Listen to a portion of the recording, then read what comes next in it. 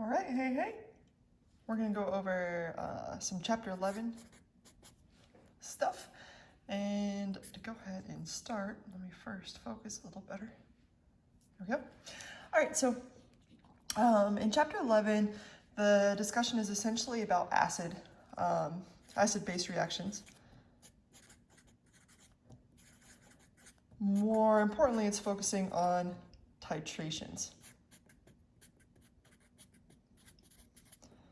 So just a little overview of what that would look like.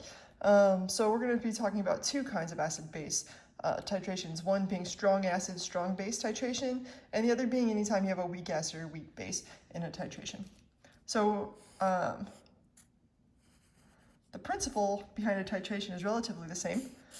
If this is your burette right here, and let's say you got, I don't know, a base in there. So let's make it a standard base. We got OH. Let's make it a strong base. We got OH minus in there.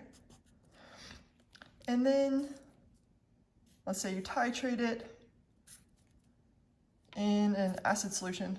So we'll be looking here at H plus, so some kind of H plus donor. Okay, so what happens in an acid-base titration is generally you'll have one of these in either order. Sometimes you can have the acid in here and the base in here, etc. It doesn't really matter. Essentially, you know the concentration of one, and you're going to use that concentration to determine the concentration of the other, or some other information about the other.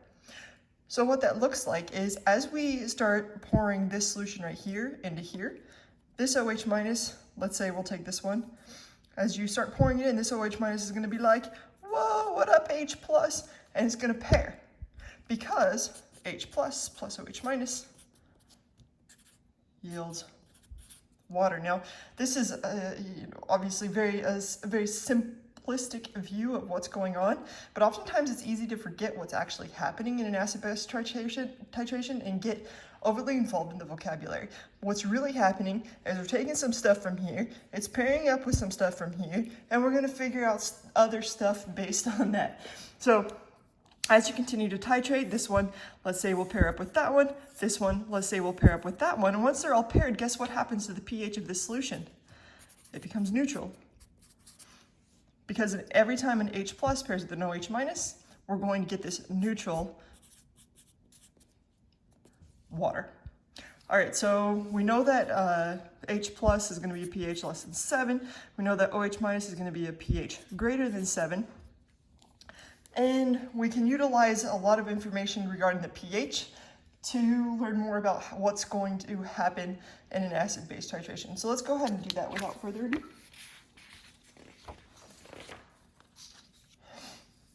All right, so this question says a 25 milliliter sample of 0.330 mole per liter NaOH, so our base, is titrated with 0.750 HBr. So in other words, in this case, in our burette here, we would have HBr.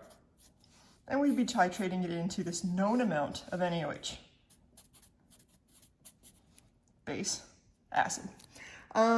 Some information that we know right off the bat is anytime you have a volume and a concentration, you want to multiply those together to figure out the number of moles. So we got 0.02500 liters times 0.330 mole per liter. I'm going to do this whole thing with you.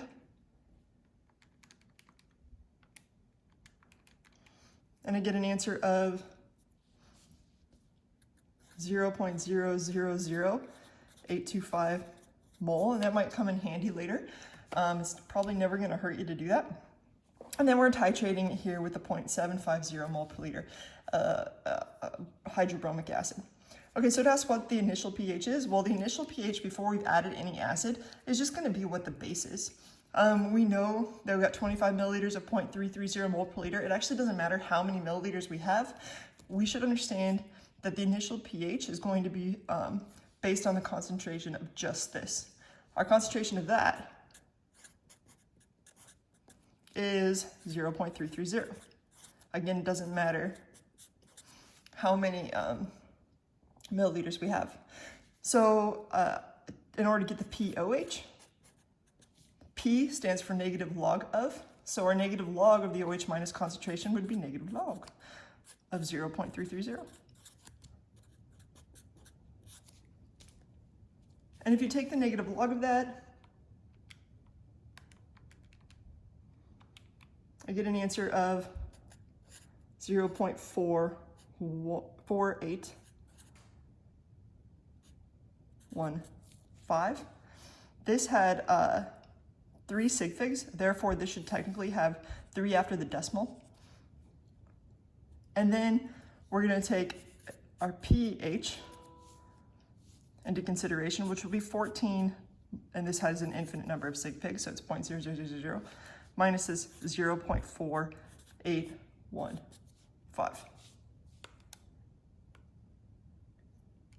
So 14 minus that initial answer gives me an answer of 13.519. Technically, your answer should be 13.519 as your pH. I have noticed that your homework oftentimes reduces it just to 2 decimal places. In other words, 13.52. So pretty much every question in this chapter asks it in just 2 decimal places. So that would be your resulting answer. So before we even begin titrating with the HBr, our pH is 13.52. Now it says, hey, what's it gonna be after you add 5 milliliters of this HBr? Well, we're adding an acid, so we should expect it to get more acidic. Let's go ahead and look at the reaction to figure out what happens. So again, we've got some kind of acid reacting with some kind of base, and it's forming neutral water. Our initial acid concentration, we'll figure out here in a second. Our initial OH minus, I shouldn't say concentration, our initial moles of OH minus, we already calculated right here. This is going to be our initial. Our initial H plus, in order to figure that out, well, it says 5 milliliters of it. So if we have, let's go over here, 0.005 liters times 0.750 mole per liter, because that was the concentration of it, you get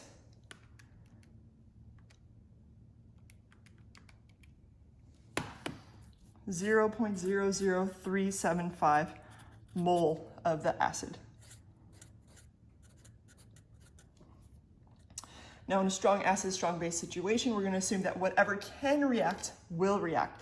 So you ask, okay, what's the maximum amount of stuff that can react? Well, that's going to be the smaller number here because we can't react more than we actually have. So we're going to lose all this H plus. As much H plus as can is going to pair up with this OH minus and form this neutral water. So our change is going to be minus 0.00375. And I chose that number because it was the smallest. It's our limiting reactant. Minus 0.00375.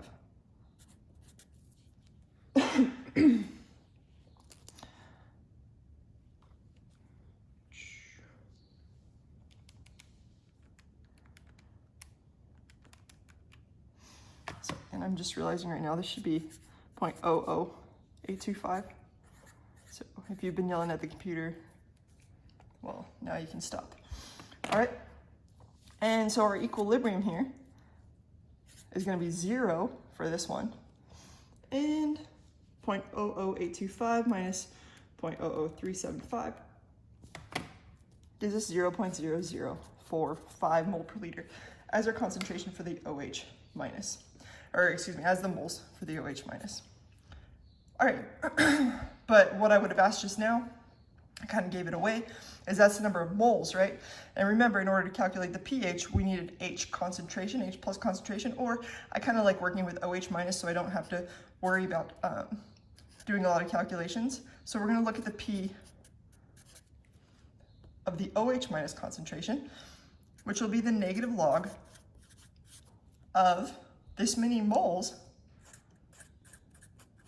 But remember, in this situation, we started out here with 25 milliliters, and we added to it 5 milliliters from this one, right? So now our total volume to get concentration, we've got 0.0045 moles. We're going to divide it by 0.03000 liters, because now we have 30 milliliters in there. So 0.05 divided by 0.03.